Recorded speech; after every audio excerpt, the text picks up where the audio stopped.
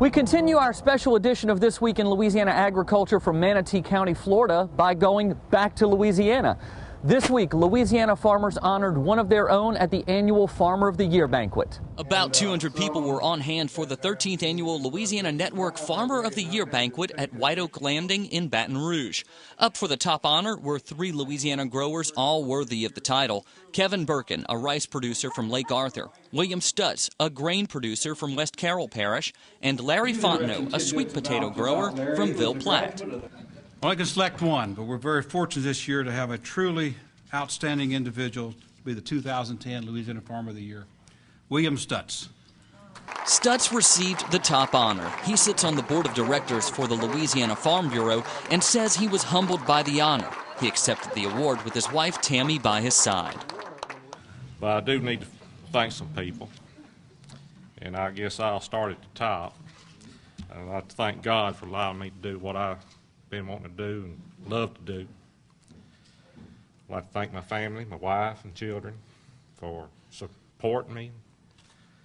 And, you know, we all are blessed, and some of us are tested, and I know Tammy's been tested from time to time. Stutz received a $1,000 cash award. Fontenot and Birkin each received $500. Thank you, brother. The keynote speaker for the event was American Farm Bureau President Bob Stallman. Stallman spent 3 days in Louisiana leading up to the event. He says lawmakers in Washington could do great harm to farmers if Congress approves so-called climate change legislation. You know, adding unnecessary cost and reducing crop acres is certainly not the kind of agriculture that anyone in this room wants to leave behind for future generations. And that's especially true as we gather here tonight to celebrate farmers who are examples of your state's agricultural success. Also during the event, Louisiana Agri-News Network farm broadcaster Don Molino was honored for 30 years of service to the farm community. Molino began his career in 1980. At one time, you could see him here hosting This Week in Louisiana Agriculture.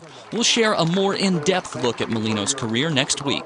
Excellence, Don Molino, 30 years of service, March 1, 1980, March 1, 2010. Let's hope nothing happens between now and Monday. Special thanks to Louisiana Network, the Louisiana Farm Bureau Federation, the Louisiana Department of Agriculture and Forestry, and Chef John Foles for making such a memorable evening.